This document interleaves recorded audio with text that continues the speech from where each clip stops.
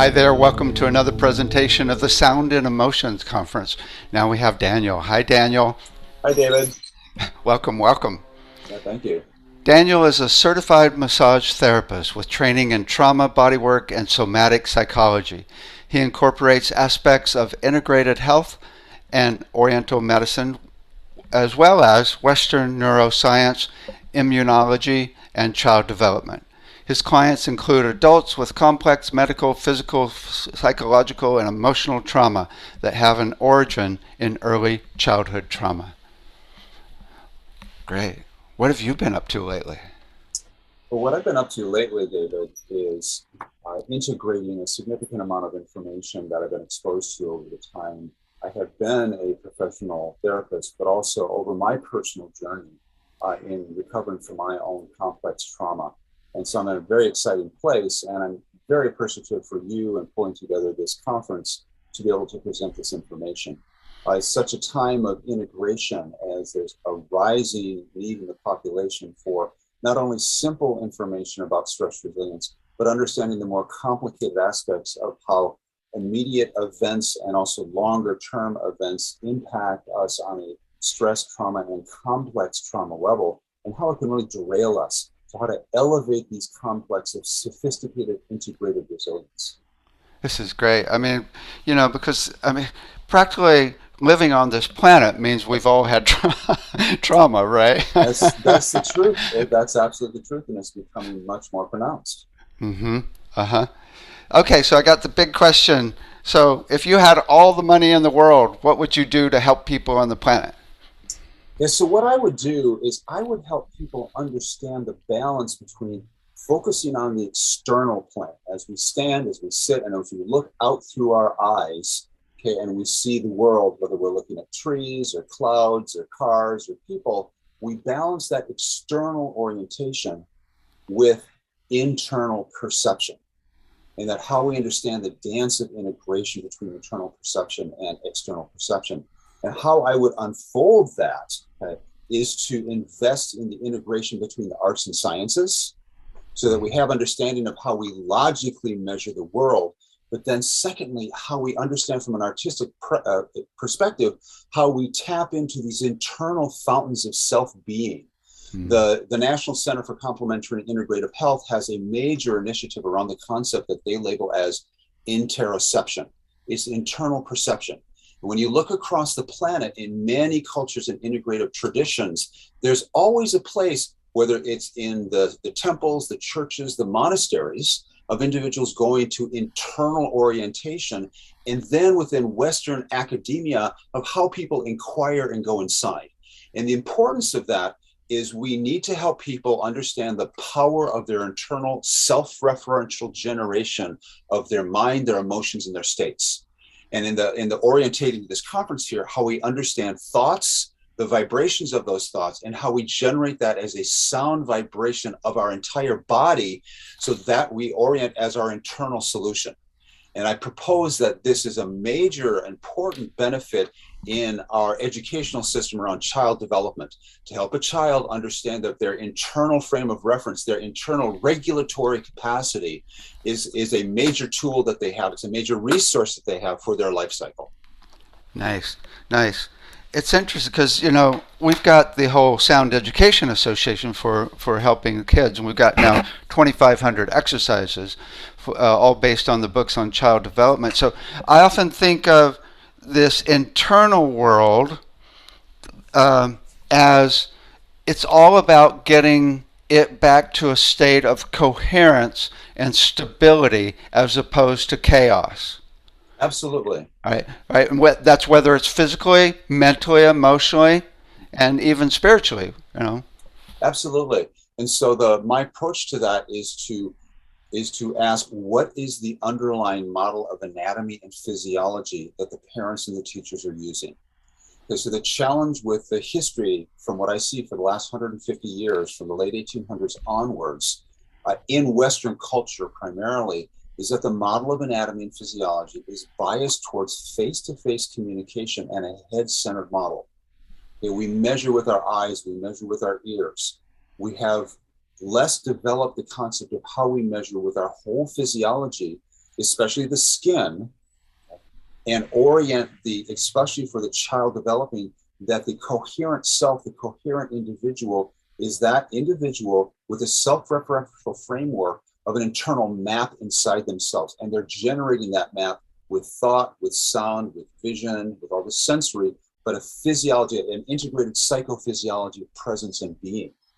So the underlying model of anatomy and physiology was really important in the goal of helping people and helping children develop a coherent sense of self. Mm-hmm. Mm-hmm. It's interesting. So if we break it down, which is not the way the body works, where you separate it between physical, mental, emotional, and spiritual. Exactly. You know, from a physical perspective, it's like what we're doing, and see what you think about this, is we're looking at getting the kids physically in their body, actually doing body percussion and movement and sound, and actually doing different geometries on the body when they do body percussion as well. So they get if the physical body actually engaged with the actual mental process. Right? That's the first kind of the first stage of the program. Absolutely, absolutely. And from what I've seen in the programs that I've gone to at the Alameda County First Five and the Children's Hospital Oakland, which is now UCSF Benioff's Children's Hospital, that the challenge is that, and also some large national educational conferences, a challenge is that when the adult is approaching the child, the adult is often orienting to the issue from the adult's brain and thinking, and they're often orienting to it from a sense of, their prefrontal cortex. Okay, they're oriented to the situation from the prefrontal cortex, versus a child in the developmental stages is primarily, can be described as a systems biology. They're more orienting to their entire central nervous system. They're more orienting to the integration of their midbrain, brainstem, down through their spine and their organs. It's the layer of procedural memory, okay? Whereas the adults tend to be oriented to the situation from what's called event memory or declarative memory. Which is also alpha and beta, versus the kids mostly being in theta, we've learned. That would make sense. Yeah, I don't know that as much, but that would make sense. Yeah, because alpha and beta, especially beta, is because the mental capacity doesn't really develop for quite a few years, right? And they're kind of in their whole brain instead of the prefrontal cortex, which is more actual judgment. It's important distinction around judgment is discernment, because how as we develop and go to developmental stages, we train the prefrontal cortex to discern and measure, and we then pendulate: is this good? Is this not so good? And we evaluate. The evaluation mechanism of the prefrontal cortex, versus having a whole body orientation to how to evaluate and how to be. And so the self-referential, the systems biology of the self, in the bubble of the self, the skin of the self. Here am I, the percussion on the skin, the impact on the skin, to clarify, here I am, and I have regulatory control over my whole self. And then I pendulate that to awareness of the prefrontal cortex and the social brain to interact with other people. So then it's a more holistic, integrated model. And this ties into, how I approach clients who have complex PTSD. Because when they come in, there's some disruption of that mechanism of self and self-awareness. So if we look at it with the emotional body, and this will tie into what you do now, with the kids, what we're doing more than anything, and what I found through this conference, is it's about teaching them how to be able to express their emotions with sound, because language is not necessarily the best way to do it, right? Absolutely. Right. So so it's like, just yesterday we had the kids totally, going, okay, how do you feel? And they're like, it took a few weeks before they got comfortable, right? But they're ready to go now. Well, absolutely. That's a really good point. Go ahead. So there's that part where you just get the expression going, because a lot of people are shut down and scared to death, especially since they've had trauma, if they've had trauma. Yeah, exactly. The link, what I see is a link the linchpin between that, what you're describing, is an organ in the brain called the hippocampus. Okay, so the hippocampus is a region within the temporal region of the brain, and the temporal region is the major organizing region of language. Language happens in multiple parts of the brain, but the temporal region, which is if you put your hands right on your ears and then go inward, kind of your hands meet, that's your temporal lobe, and it primarily governs language. There's a region in there called the hippocampus, and that hippocampus, okay, does four things: it's social engagement, it's food and digestion, it's stress regulation, and concepts of intimacy. It is highly plastic and changes a lot. It is the brain region that is most affected by our coding of social relationships. Okay, now that hippocampus also then patterns and maps our stress responses. So a big challenge in adult therapies is that a person will go to a therapist, and they will, in psychology, they will spend a lot of time talking about their stress. Okay? And so my interpretation is that that is the hippocampus expressing itself. So the goal is to get below the hippocampus lower into the brainstem, into what I describe for myself as primordial sounds. Just real low guttural sense of expressing from the vagal nerve, expressing from catharsis, these raw guttural tone levels of organizing the self below this hippocampus, where we're starting to develop language and words and symbols and social relationships. Okay, the primary tactic is to be with either harmonizing tones of self, movement plus spatial awareness, okay, plus tones of I am, either in a harmonized and celebrating sense, like a happy resilience directory, or some type of catharsis, moving the body, okay, being in the body and shaking it out to release the constriction patterns that happen deep within the organs and deep within the spine, that start often in childhood and then simply stack and layer upon each other as that child goes into adolescence, into teens, into young adulthood, and into adulthood.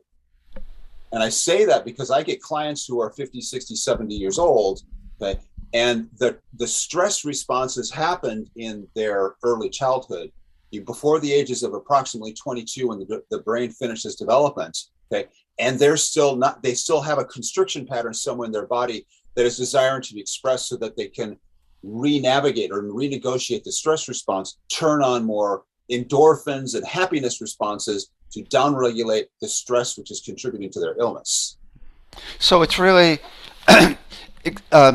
two parts. One is where they're doing the releasing, doing something with the sound, which could be as simple as like Catharsis, right, catharsis, yes. transformation. And then the other part is the harmonizing. There's a three-step process that I've noticed through many healers over the years that I've now included in my book, where you start with the harmonizing to get people in the zone, so they got more capacity to actually do the catharsis and actually handle it. Mm-hmm. Exactly. Yeah, that's a really critical step. I've seen it work poorly in other ways. I describe it as, first you fill them, because the goal for the person in the present moment of time is to be in the present moment of time and go forward positively.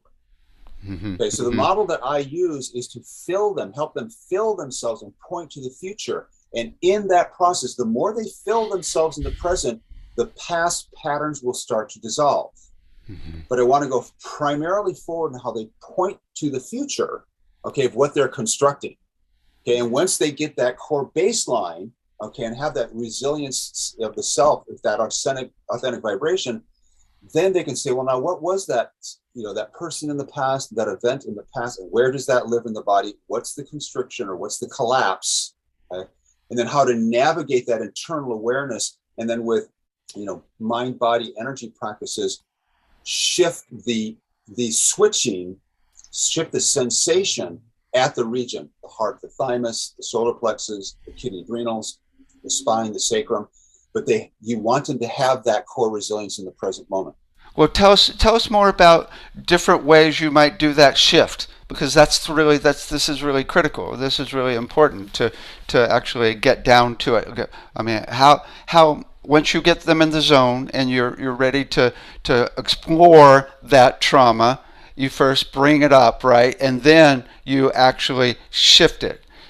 What are some of the techniques you do for the actual catharsis? Yeah, so it's not that fast, okay? Mm-hmm. Because it's the difference between a stress response, a trauma response, and a complex PTSD. So Mm-hmm. it's a really critical element. So a stress response is, you're going to an appointment and you can't find a parking place, and you get upset and you get angry and you have a flood of adrenaline or norepinephrine, and it's a temporary situation you regulate pretty quickly. Okay. A trauma response is when you have an intense situation and it patterns your behavioral response. And then after the event happens, sometime down the road, something reminds you of that event, some type of innocuous trigger, and you then re-experience the second event as if the first event was happening again. It's like you're reliving. So that's trauma, and it's an elaborate field, and it's the field of trauma is not that old. Okay, in Western culture. Now, in other indigenous cultures, it is. Right? The Zulu of Africa have old traditions around this. Mm-hmm. But in Western culture, it's still about 100. Well, it's about 150 years old. Where Pierre Genet, who was a colleague of Jung and Freud back in the 1880s, labeled it, but it got lost until about approximately the last 20 years or so, 25 years or so. Wow. But then it was only like the 1980s that the DSM-4, the Diagnostic Statistical Manual, labeled trauma regarding war veterans. They called it shell shock in World War II, but then psychologically it was labeled in the 1980s. The more recent, and then it was only within the last maybe 15-ish years that child trauma was labeled. Right? Mm. Now what's coming up is this idea, and this is, I don't know approximately when this came up, but this idea of a complex PTSD. And that has three elements to it. Okay. And that's different than trauma, or just a different type of trauma? It's a more elaborate description of it. And here's how. Okay. Okay. So the complex trauma includes the definition of an event shock. That's trauma, an event shock, a car accident. A person's house burns down, a physical or sexual assault, very clearly a trauma. So the complex trauma, complex PTSD, labels event shock. Okay. But secondly, there's a disruption to relationship. The person's ability, because the social brain gets distorted. Okay. And so the person has difficulty navigating people. It's a really challenging situation. Okay. And the third element of a complex PTSD is that the individual's self-concept is disrupted. I am wrong. Something's wrong with me. Something's disrupted with me. Okay. So it really can throw a person off dramatically. And so it's important to identify this framework, because that then influences the process of evaluating the person when they walk in the room. Okay. Excellent. Where are they at? Who are they? And so my skills in the integrated mind body journey that I take people on is very much influenced by how they come in, how they show up, and who they are, where they've been through. I want to get a sense of, as they sit there or they stand there in front of me, the sense of how integrated do they feel? Do they have a clear sense of their self? Is their body twisted and distorted?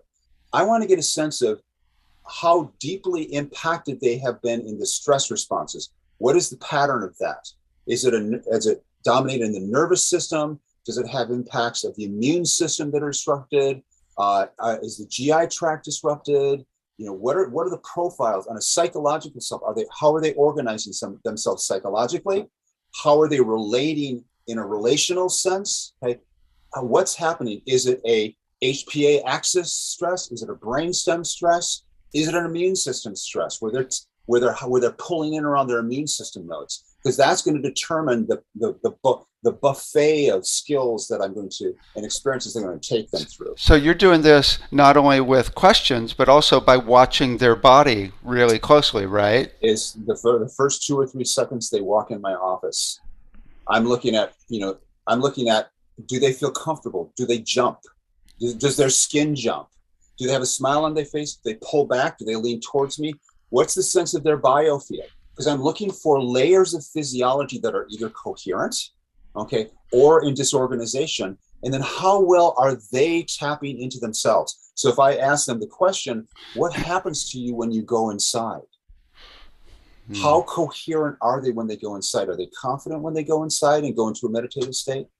I have a very elaborate intake form to get before people come to the session to get a sense of, do they meditate? Do they do yoga? Do they sing? Do they dance? Do they do fitness? What's their somatic nature? Okay, Hmm. or how frozen are they? How disconnected are they? Right, and You then also from you also ask how much they love themselves. I listen for that. I Listen for. listen. I listen Uh-huh. for a sense of resilience. Hmm. I get the sense of, do they have a happiness lift around them? Uh-huh. Do they have a Uh-huh. joyous and a happiness lift around them? Mm. Okay, or is something chronically bad and wrong? Okay, so I'm looking at what is social engagement. What are the medical indicators of a stress illness profile, and then around relationships. Okay, is there a sense of happiness in relationship? Are they in a good intimate partner relationship? Or this is what I'm listening for. Is there a disruption down to the lower parts of the body and the pelvic organs where relationship has impacted their self concept of sexuality? Okay? Because look at like twists in the low spine, twists in the Mm. pelvis, like that. Because unfortunately, self concept in the body includes that sense of sexuality. Mm. And I've had heartbreaking, and fortunate, a number where I've created enough trust in the therapeutic alliance that people have revealed that in the early childhood there was sexual abuse, and that can really distort a person, their self-concept and their low body and their sense of touch, their sense of feel safe in presence, and their ability to express their authentic self. So, depending on how complex this PTSD is in a general sense, Uh-huh. although there's probably many little details you're looking for, then Exactly. there must be multiple avenues. Can you give us an idea of the multiple avenues of the transformation and that you would do based on different types of intake or information you get from the intake? Yeah, absolutely. So I take people through a 5-step process that I categorize the skills into 5 different categories. First is a seated process. If we sit, we talk, and we chat. I'm Okay? sorry? We just sit and we talk. And say, Uh-huh. so I listen to their story and their goals. And in that process, I'm listening for their voice tone, looking at their face, kind of looking at their breath. And from there, I invite them to go internal, to feel the space of their body, to move their body, and get a sense of orientation to their internal space, and then come back out and talk again. And then how comfortable was that? What arises? Because what I'm listening for is, as they drop into their awareness or into their meditative state, what are they feeling? What are their stories? What's the authentic issue that comes up? Anger, grief, sadness, frustration, heartbreak, abandonment. Just by going inside. Okay. Just it's Now, just like you just say, okay, just breathe and feel your own being. breathe and be in your own being. Touch your skin, just like what you've done with Mm. the kids. Touch your skin, brush your skin, pat your skin, place your hands on your body. And that step is critical because we are creating an internal map. We're checking out what is their internal map inside. Because what we're looking for is there happiness inside? Okay. Or is there a stress response? And where is that stress response region? Is it the front of the chest and the sternum? Is it back between the shoulder blades? Is it at the solar plexus? Is it at the kidney adrenals? So there's common stress resilience organs. And my goal in that first step is to help map that inside. And as I'm evaluating them, I'm helping them evaluate themselves. Nice. Okay. Excellent. Yeah. Okay. So then the second step is to do a very similar process, but in a standing posture where they're feeling their sense of their physical weight, and then go through a very simple set of power poses. Okay, based upon the researchers, I think it was out of Harvard. I don't know the name of the person, but looking at when a person stands in like Superman pose, okay, that they can have an increase, 20% increase in their testosterone. Okay, or it can change their internal neurochemistry just by taking particular postures. And so the second step is like a drama therapy. They're standing, they're filling space, they're claiming, here I am. They're creating a sense of their own biofield in their bubble, because that's addressing the core psychophysiology of their being in time and space. Here I am now. Here I am. This is my body. And then do an inventory. Then I do a variety of inventories. Move every joint of your body, move every muscle of your body, move every facial muscle. Okay. Do a full inventory of your vocal range. Right. So again, it's like you take your car to the auto mechanic and do a 100-point checkup. That's what we're doing. It's a straight inventory separate from emotions. What part? What type of things sounds do you have them make to act for that part of the test? Yeah, so there's three categories. Okay, one is the primer or primordial sounds, some type of integrating with a happiness tone towards it. Hmm. And the other is a vagal catharsis, like an ujjayi breath. It's a low tone guttural. What I'm listening for, how well are they using high tones? But when they get down to a low tone, how easily do they clear their throat? Hmm. Because Hmm. that low throat, from what I've synthesized, relates to the lower parts of the body. Right, exactly. Are they stuck in their throat? Because what I'm trying to assess through the vocal tone is was there some point where they were so shocked they couldn't speak, or they were so suppressed they couldn't speak? Okay, and it got stuck somewhere in the vagal nerve, somewhere in the vocal cords that relates to either the cervical spine, okay, the thoracic spine, or the lower lumbar spine. Okay, where is that freeze state in their spine? Okay, because it relates to the psychophysiology of their body. Is this something they can deal with up in their head? Is it a heart breath type of experience? Because what I'm specifically looking for with the complex PTSD is that there's a higher prevalence of people who have constriction responses in their lower spine, the dorsal vagal, the lower part of the spine, because that influences the collapsed state of trauma. Okay, Okay, that's so really critical. the lower it is in the body, then the worse. You're saying. Exactly. Yeah, the easier thing to deal with this, and this research comes from a dear person who's one of my heroes, Stephen Porges. Hmm. I've had the good experience of knowing him and his wife, Sue Carter, who's the godmother of oxytocin, knowing them to some degree in more of a personal context over the last 20 years. And what he says is that when a person is moving, when there's angry, when there's vocalization, when there's mobilization, that is easier to work with trauma because you've Hmm. got energy that's moving. Got power Okay. instead of powerlessness. Yeah, that hopeless, helpless, and the concept of hopeless, helpless has been mapped to the region below the diaphragm in the lower lumbar because it relates to blood pressure. And if there's a blood pressure collapse state, the person goes into stun and shock, and then communication channels shut down. They go You, flat face, and then they lose more of their social engagement. you know, there's a thing that I do in a treatment where I'll, especially if there's trauma or around cancer as well, or anything where anybody feels, I can notice they're feeling insecure, or not good enough about Mm-hmm. themselves. I have them do a really loud, powerful no, no, right, Yeah. and it's really telling. I mean, I had this one woman that she goes no, and I'm like, no, do it full power, and she's like, no, and I'm like, whoa, you know. So I have them practice then later Yes. that so they can get into their power. It sounds somewhat similar to what you're talking about in this Absolutely. page. Hmm. Absolutely. Absolutely. So in the standing posture, which is the second phase, they're clarifying, here I am. This is me. This is mine. Here's my voice. And then I'm checking how comfortable they are, how organized do they Cool. feel. Yeah.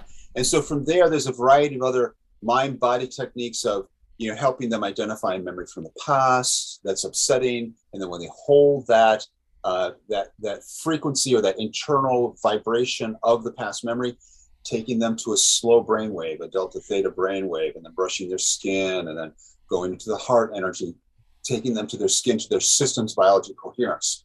So you pendulate between dysregulation and coherence. But before we get into any of these highly dysregulating memories or beliefs or relationships, substantially concentrate on the coherence physiology, coherent psychophysiology.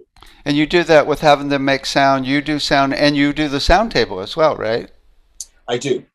Hmm. I do. Yeah, Hmm. I do. Cool, cool. Okay, what's step three? Okay, so step three. Um, step three. All of a sudden, So it's a, so it's one, two, so oh, so first no, so first was the sitting and discussion. Okay. Then Hmm. number two was the seated awareness skills. So first was the storytelling. Hmm. Second was the seated awareness skills. Third was the standing posture, Cool. dramatization, expression, energy charge. And Okay. there's a lot of distinctions around that. There's an enormous amount of distinctions. I have one client, I've been working with her for probably about 4 months right now, twice a week. And we're still standing, in the standing postures dramatization. We're really concentrating on here and now, present moment of time, okay, organizing that because from the story that I gathered, her past was so volatile. We don't want to go there right Hmm. now. Okay. Hmm. So we're still concentrating on that. We're going to hold that Cool. off. So this is huge. I mean, this is because I've encountered this with the different meetings we've had with doctors and sound and therapists uh, for PTSD. Often they don't want to talk about it, and you can totally re-trigger it. So you're talking about really being extremely careful to get them into complete coherence before you actually embark on the whole transformational process. Absolutely, absolutely. So there's Hmm. two perspectives I take. One is called top down, the other is bottom up. Okay, and a top down approach is starting with the story and talking about that, and then from the awareness of the mind in the mind in the head, going down into the body. Mm-hmm. And I had a client about 2 months ago. At the third session, it was clear that wasn't the approach to take Mm-hmm. because my sense is he got very scared very quick and stopped communicating. Okay. So that meant that how he was thinking about himself, okay, was the challenge. Okay. So now we're in a renegotiation process with him, okay, to propose to him a bottom up strategy where we come in and we're very, very physical. We're doing the standing postures, we're doing the massage table, and we're not talking, we're not thinking about it as much. And it's concentrated on the being sense of the presence, just the being sense. Feel your breath, and just feel your here and now and go forward in time. Because when you start going at this top down, you can start getting event memories. And it's a challenge. It's hard to determine who's going to respond. Yeah, Most you people just are, watch. You just watch when you're asking questions and see what happens. yeah, but they might not tell you until they're gone, or they might have an experience and they might leave and they might not say anything. Uh-huh. That's Uh-huh. the challenge. It's hard to catch that. Okay, and so Mm-hmm. that's a very important distinction. Okay, and this is if a person had a lot of psychological shock. Okay, and they're not well practiced in yoga, meditation, qigong, and experience with this type of movement of mind, body, emotion. Okay, and so there's times when you just want to be very, very physical. You don't want to be talking about and thinking about it and have them internally perceive and create that internal map. You just want to take them through physical. It's like it's like there's you create a boundary right at the neck, like a brainstem area where you're just really careful of how you're helping them integrate top to bottom, bottom to top, unless they're ready for that. Just getting to coherence, whether you're doing a sound bath, whether you're having them do a sound. Which if you're going to have them do sound, you have to do a little work to actually get them to open up to be able to do that, right?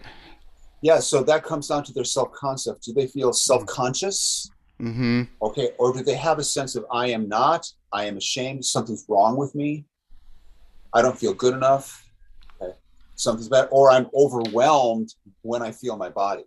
Those are very challenging issues, and it's like you're not quite sure what's going to come in. So I've had situations where I've had people call up and they say, "Hi, I'd like to book a simple massage." Okay? And they come in for that simple massage, and they say, "Well, how are you? How have you been? How can I help you?" And the person has responded, "Well, I've been suicidal for the last 2 days." So the challenge is that when people come to a somatic therapist or a massage therapist for touch, okay, it's a profound state, okay, but they don't necessarily want to think about it or talk about it. They want that human connection of skin contact with themselves and with another person, but they might have so many landmines of sexual abuse or shame or disgust that engaging the talking psychologically, that might just throw them off track. they want to come in for pure touch. No talking, just come in for touch and presence and being in the presence of another person who's holding a loving container for them. Because that's going to get them to the next step. Cool. Cool. So intense sensitivity to whether they're being triggered or shutting down when you actually start talking. Yeah. Cool. So, okay, so you would do, okay, so say you got someone that you got to the point now where they are ready to actually focus and completely focus on the trauma Mm-hmm. and do a process to release it. What would you do? Yeah. So again, I would ground and center and build resourcefulness and hold a time frame from towards the future. Okay? Set intention, loving kindness, okay? And then imagine bringing up that event, that person or that event, and then notice what happens in their body. Where and how? Is it a thought in their head? Is it a constriction in their neck? Okay. Notice body sensations. Does their breathing change? Okay. Do they move away? Do they dissociate? Do they move? What is the physical response to it? Okay. And from the anchor of their resourced person, notice where are you at? What's happening inside? Okay. And then bring them out of it. It's a titration model, a threshold model. Okay, where you understand what is the threshold, where are they steady and stable, what is a steady and stable zone, and then you take them towards experiencing something that hyperactivates them or experience that hypoactivates them. And you say, okay, now you're feeling that, and then you titrate, you pendulate, you go in and out of the situation. Okay? And so, for example, one pendulation model to do, okay, is to have them imagine standing in two different places in the room. Okay? One sense is they're standing over to the left, for example, they're standing to the left and imagine themselves in a highly powered, engaged place. That's them. In this moment of time, they're engaged and they turn on all of their positive physiology, mental, emotional, physical, energetic, spiritual. Okay? Then imagine them and then ask them to take 2 or 3 steps to the left and say, now imagine that event or that person. Notice what happens to your body. Go feel how that happens. Feel it, notice, track what happens. Do you shrink? Does your voice shut down? What are you thinking? You're thinking negative thoughts. Is your breath collapse? Are you shrinking? Notice how you're doing that. Now, to confirm that you have control over those signals, make it even worse. Mm-hmm. On a scale of 1 to 10, how stressed do you feel? How much are you in that experience? Well, I'm at a 6 out of 10. Make it an 8. And watch how that happens inside. Okay, and then you notice and watch them. Okay? You say, okay, now come back and go stand at the first place. Turn yourself on physiologically. Go back to your positive reinforcement state. Are you on a scale of 1 to 10? So notice how you are controlling that you are now going into a positive state. Generate that positive state. From that positive state, take a look over at the negative state per se.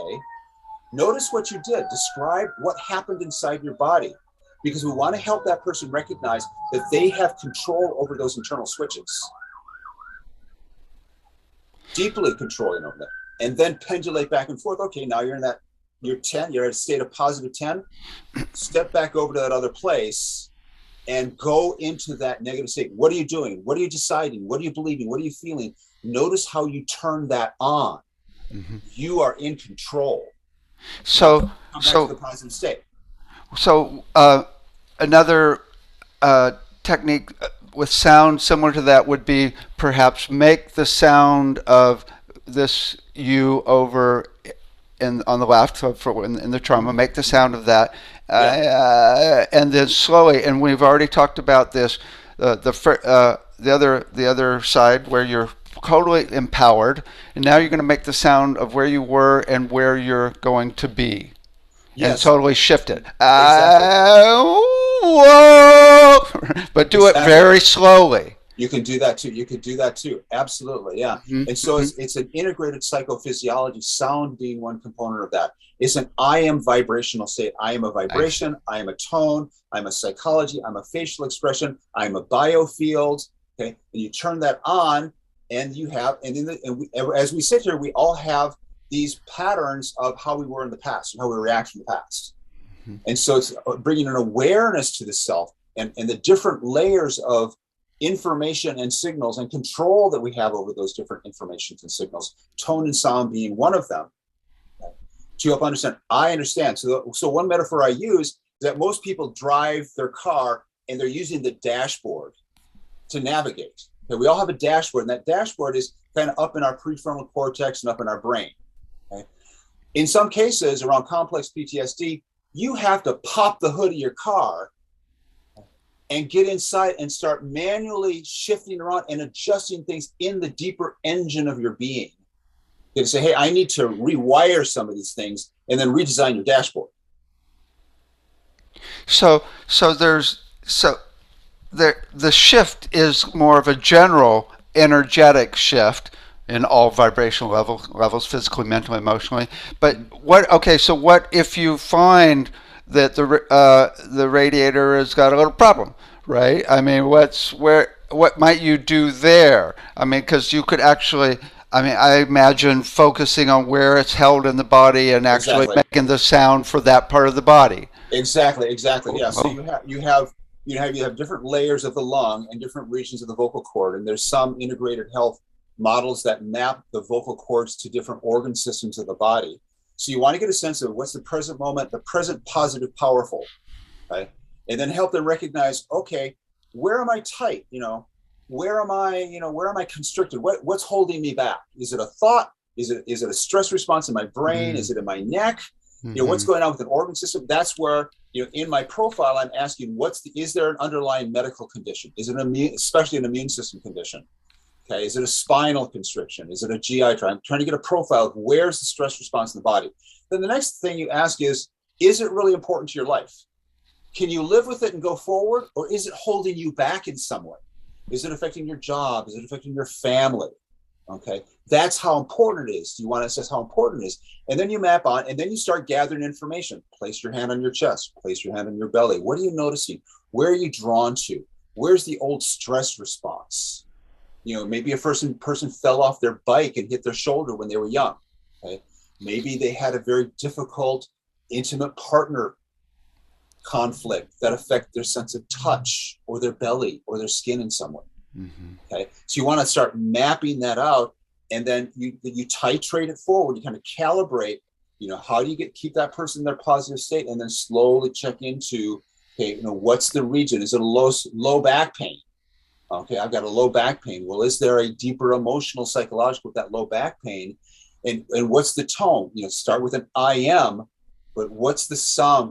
What's the story that parts of the body wants to tell? What's the sound that part of the body wants to tell? What's the movement that it needs to get it to kind of stir up the pot a little bit, okay, to get a sense of expression? Then using qualities of kind of self-hypnosis and relaxation, say what's arising? What's the story that wants to arise? What's the story wants? What's the sound? What's the primal sounds that want to arise? Because that the primal sounds of resilience, happiness, or stress and terror, okay, those are primary. Okay, that's what under complex PTSD, that's the first thing I'm looking for, versus other qualities of acceptance or rejection, like that. Those are higher order psychophysiology. Okay, they're very important. You might have to work with those, but these cores are: is there a stress response that's disabling? Is Mm-hmm. there a fear of death, for example, that's disabling? Did someone die in the family? Did this person almost die? Are they in a death shock? That's something to listen for. Okay, so that's kind of the mapping that I do, and then what's the next easy step for them to take? So review a little bit about stage three there. Yeah, so the importance of stage three is that we're progressing from helping people tell their story and being cognitively aware of how they're holding themselves. And then secondly, seated and kind of being aware of internal sense of orientation. The third step is standing postures, dramatization, and expression. And this is a really critical stage, because one of the complexities for a person with a complex PTSD is that the way they hold their body is different than a person who's having a typical stress response. The risk is that for a person with a complex PTSD, they could be holding shame and shock responses in their body. Something's really wrong with them. Something's so wrong with them that if they start feeling their feelings, they could go into low blood pressure drops. It seems like there would be two reactions or two possibilities. One is that they're kind of shrunk, and one is they're like got their walls up and really, like really macho. There's often things can happen simultaneously. So one of the confusing elements within the body is we have these pendulation systems in the nervous system and the autonomic nervous system. One's called the sympathetic system, which is the arousal and activation, and the other is called the parasympathetic, which is a relaxation response. And it's not an on-off system. It's not activation on, relaxation off. Each of them are on or off. So you can have a simultaneous condition where a person is simultaneously braced and simultaneously collapsed. It's a really challenging situation. So in the process of helping a person go inside their body, and this is more seen in stage 3, the standing postures, and then stage 4 on the massage table, is to ask them, what are you experiencing when you go inside? Because the goal is to help the person integrate from the very refined regulatory capacity of the front of the brain. So they can go, okay, here I am. Here's what's happening to me, and I'm in control.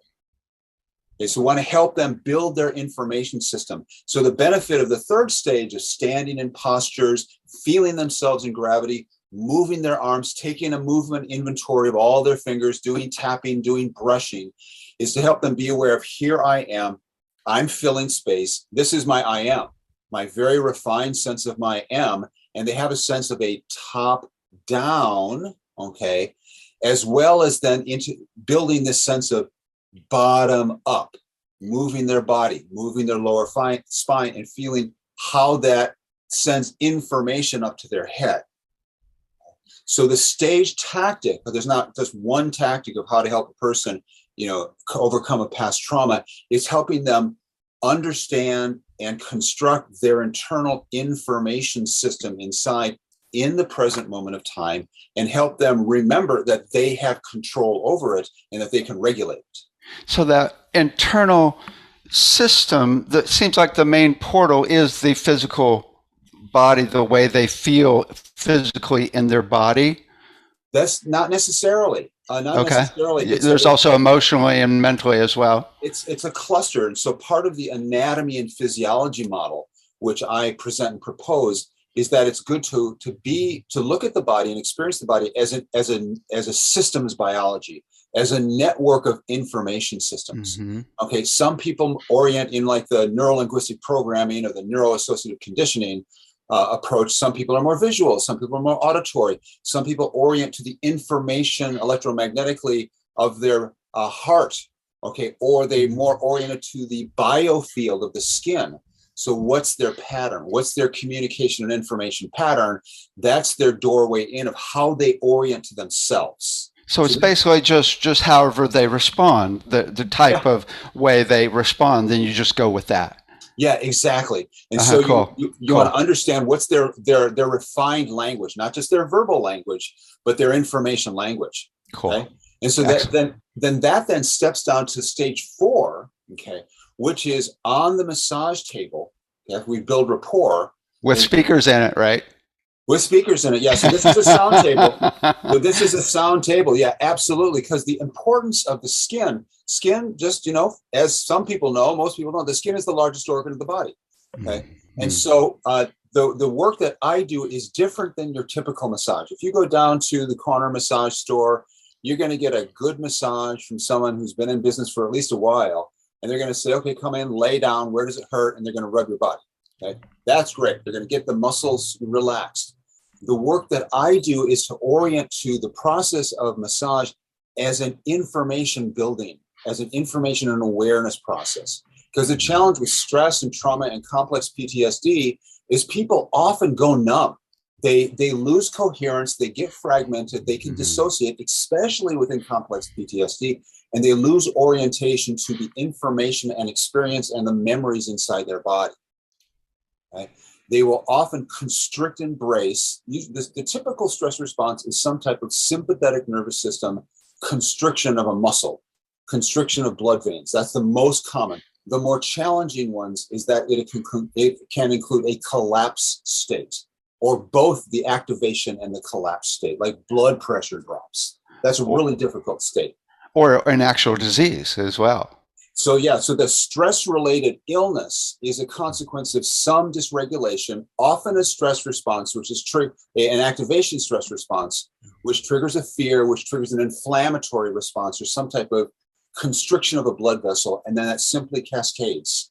Usually, it often happens, right somewhere. I've seen them as young as in the 20s, or sometimes in the 30s, but often in the 40s and 50s and 60s, people have an increased level of an inflammatory response, creating some type of difficulty in their body, which a cofactor is often a stress in their childhood that just simply keeps, there's this chronic loop of something's bad, something's wrong, something's a hyper alert stress response happening. Got it. Okay? So in phases 1, 2, and 3, people are going, okay, here I am, this is my life, how am I holding happiness? How am I holding stress? What's the positive emotion, my voice, my stance of positive happiness, resilience? What's my pattern of, frustration, anger, anxiety? When we get to the table, we drop down to a level because the process of touch does a couple different things. It helps the person by contacting the skin. Okay, the person gets a deeper sense of, oh, here I am. Nice. This is me on a primal level of touch, okay, that then also has an enhanced sense of relationship energy, flow of energy.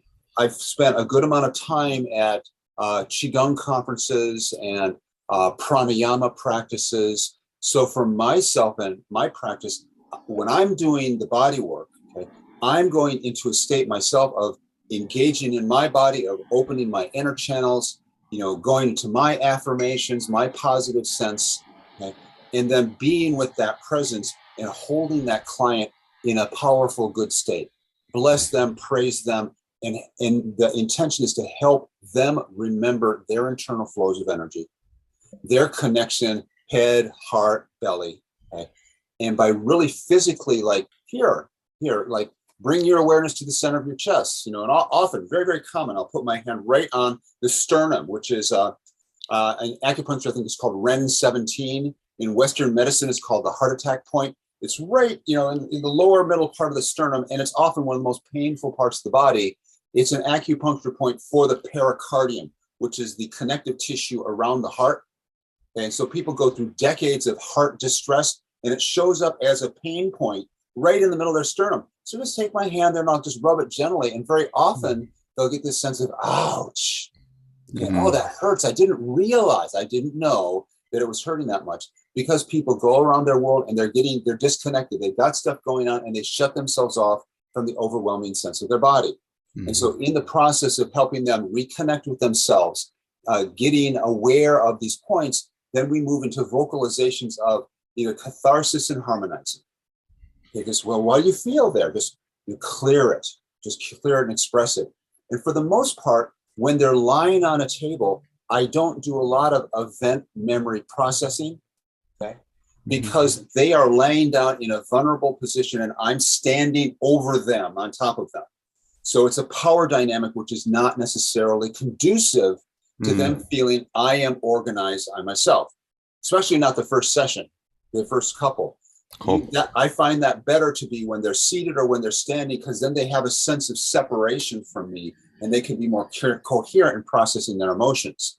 And so with that massage table, I'm wanting them to get a sense of bottom up. Here's your body. Where are your feet? Here's your feet. Oh, my feet really hurt. Okay. My legs, my lower body. What's going on? I didn't realize that I had all these sensations in my body, and it helps them bring them here and now, present moment of time. I am in my body, and then I can, express, I can move, and I'm safe feeling my body. This is profoundly important for people who have childhood stress and trauma because there's different memory layers that happen. Okay? The child, as they develop up to about the age of 8, is a memory structure called procedural memory. And that is, for example, when they're learning to ride a bicycle, they are the bicycle. They are the movement. They are the breath. They are the balance. That's the concept of I. Or when they're using a spoon to feed themselves, their sense of self-concept includes the movement in their arm. The tools are invisible. Yeah.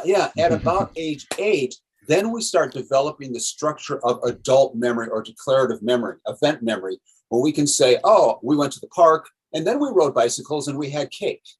That's an event memory, and it builds over time. But that procedural memory. Now, I have a slightly different definition of what I've seen for other people defining event procedural memory. Where procedural memory typically is described as a motor function, like I'm moving my hand. My perception is that procedural memory also includes the function of the organs. My digestion. I am my digestion. I am my breath. Okay? I am my vocalization. Okay? So the massage helps clarify, here's your body, what are you holding, what are you feeling?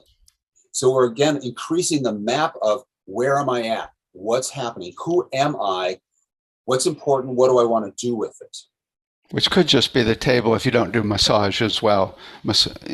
I mean, it's better with massage, but You're bringing the vibrational, just with the massage, with the sound table as you're speaking too. I agree with you. By bringing the percussion, the vibration percussion to the skin, it brings awareness of the whole system of being. Here am I, present moment of time.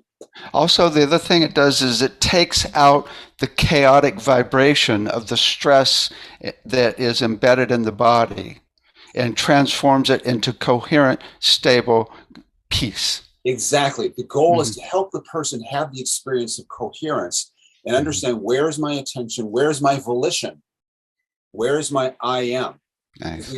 Stress, trauma, complex PTSD, people get fragmented. People have a hard time finding where they're at. And they're in a robotic sense where they're fixated in a stress response. And we need to help them find the coherent happiness, connection of self, okay? And then in relationship with other people, the relationship physiology of the skin, face to face, exchanging tonal qualities, being together involved, the relationship aspect. One thing that Jeffrey Thompson and I do as well is to find your actual rhythm and play the music tuned to your natural metabolism where you're at peace. And that would be perhaps a good addition to getting them back to them. Absolutely. The rhythmic structure is really critical because I've seen a number of clients that lose their rhythmic function either in walking or in dancing. And I've watched some clients over time go through stress, and I can see their gait gets thrown off. Okay. And rhythm also shows up in their breath. They get more fixated in their breath. Okay. Or the cadence of their language.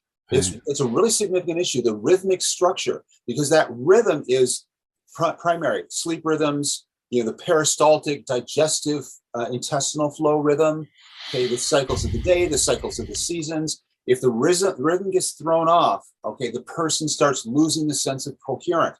It's like that rhythm is part of the internal engine of the body. It's like you go out to your car, if you listen and your car sounds like it's clunking, something's off with the rhythm. Okay, so it's a real powerful. So what you're saying, I agree with. Cool. Yeah. And so then lastly, as we close here, is a sense of implementation. Okay, so the last stage is a simple sense of what? Implementation. Oh, implement. Okay. So when they leave there, the goal is that we have talked about what's this new sense of skill and awareness and how to put it into a 2 to 3 to 5 minute routine in the morning. So we want to get them into some type of regular rhythm, okay, morning and evening, before and when they wake up and when they go to sleep, of going through this I am, here's my body, I am turning on positive, I am counteracting all my negative thoughts, etc. I'm being aware with my body, and go through these variety of mind-body skills to anchor that in the morning, and then do that between the times they come into the sessions. And then they text me each morning, they say, okay, I did it, and I feel great. Just so that we have that then coaching implementation process. Because the goal is behavioral change, psychophysiology, behavioral change. I would think that if you can at all get them to do 5 times a day, because the more they go to that place of coherence, the more that becomes the norm. Yeah, I have a client who's doing it on the hour. And she's incredibly, she's really, really empowered about this. She's had Nice, a nice. lot of, she's just really hit the wall, losing her ability to walk and and just really waking up to the impact of the substantial traumas on her health. And so she's now full on, she's in every hour, you This know. could include like anything. I mean, anything from listening to a song to actually doing some toning to playing a crystal bowl, getting on the sound table, just doing a little yoga, doing a little walk. I mean, anything that brings them Right. back to that Yeah. peace It's the focus on, you know, generating one's state per se, and the and going intensity of inside. generating one's state versus how much time do we spend in our best optimal state, whether it's focused at work, whether it's compatible and harmonious in a business relationship, whether it's loving and kind and caring for family and children. How do we generate the state we want inside to achieve the goals that we want, and be aware of that and cultivate it versus be in some type of blur, some type of Mm-hmm. trauma fog, and be Mm-hmm. in and out and be partial with it. So it's a Mm-hmm. concentration. So one of the skills that I draw from is that a number of years ago, I was a sales representative for a company that trained Olympic and professional athletes, Oh, well. and yeah, they were very very well known at the time. They've dissolved since, but lots of top name tennis sports all across the board, and they were shifting to business training programs. So I Mm-hmm. was brought in for a period of time to help them train that. And so if you look at a tennis player, for example, watch a tennis pro, okay, when they bounce the ball before they serve, okay, they train hours for that 3 to 5 second window of putting themselves in that state, okay, of how they're going to perform at that single moment. Wow. They train hours, weeks, months on these small events, okay, to achieve that goal. And so life can be like that also, especially in intimate partner relationships. We have these love fountains, okay, or business when you're dialing in, okay, or your own personal satisfaction of how attentive we are to where am I at, what's inside of me, what's my authentic self, my authentic voice, my authentic movement, what beliefs, what meanings, how am I engaging the fullness of myself to be in the present moment of time with the people I'm with to achieve the goals that I want to achieve the satisfaction that I want in life. This whole process seems to have such major potential to help people in a dramatic way that it should really be out to the world in a big way. Well, thank you. Yes, thank you very much. I Yeah, appreciate but that. because I think, it makes me think about how could we really get this into the psychotherapy board? How could we get this into psychotherapy schools, right? To actually, I mean, and include the sound. I mean, it's just a whole nother level beyond what normal psychotherapy is, although there's some pretty cool ones out there. Yeah, and there's integration. So it's what I continually believe and conclude about the work that I'm doing is that it's highly integrative. Mm-hmm. And I got into this because I had a major medical condition when I was in my teens. It was the medical diagnosis that I've received now probably occurred when I was 16 years old. I had the first event of this as a quality of an immune system condition called a mast cell activation disorder. And it was 40 years before it was established as a medical condition. And so I had extreme medical collapse, in my mid-teens, had really significant, evolving, and co-occurring with family stress, relationship stress, lots of difficulty with that. And I went through most of my life trying to find people who could understand the complications of the viral bacterial infections that I was having, the consequence on my immune system, how it was putting me into pseudo strokes, okay, where I lose function of my ability to communicate, Mm-hmm. and I had to start studying it, and then when I went into psychotherapy, that I found a disconnection between Right. the primary psychological models and then the medical models, even integrative health. Lots of fragmentation happening, but for me, it was high risk because when I would have these events, I would lose my ability to communicate with people. Uh-huh. And so Yeah. I had to start digging around. And so consequently, I've been building this model of integration, which continually demonstrates to find that it helps people quickly. People who've been, I just had a client this week who had been through for 20 years, she's been doing a variety of different mind body type of practices and psychotherapy from all the different traumas she had. In one session, she said she felt more organization, more understanding, more hope and optimism than she felt in 20 years in Excellent. one session. Excellent. Yeah. I remember when I was in psychotherapy, never a single thought about how I was feeling in my body or any part of my body, right? Yeah. Cool. Well, we're about out of time. This is just excellent. Awesome. Right? Okay. So there's expression and transformation and in multiple different levels. And then once you get to the, you've let something go, then there's the harmonizing, right? Well, first the harmonizing, first the resilience in the present moment, going forward. Then we dive into what needs to change from the past. Then there's a recalibration back to resilience.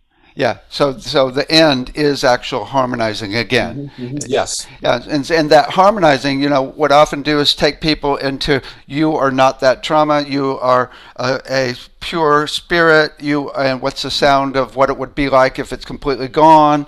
Exactly. Things like that. That's why I titled this workshop From Sacred Chant to Growling.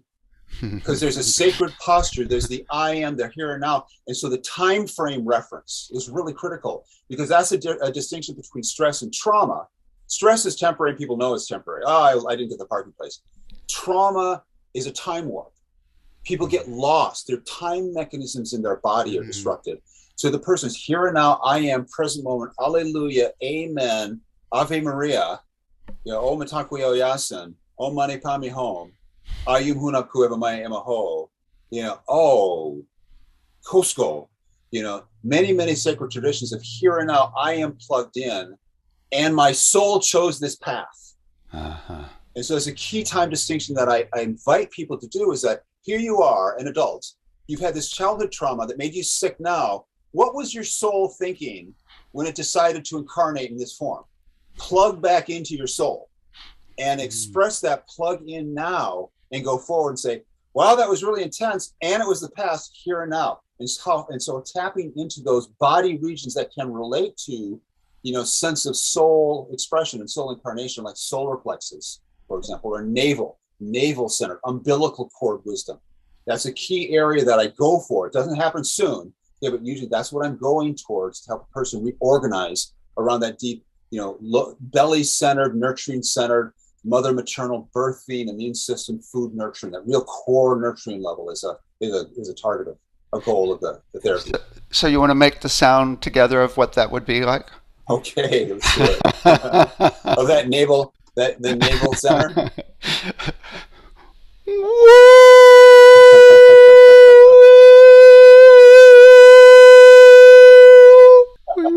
Beautiful. Laughter. Right. Uh-huh. Excellent.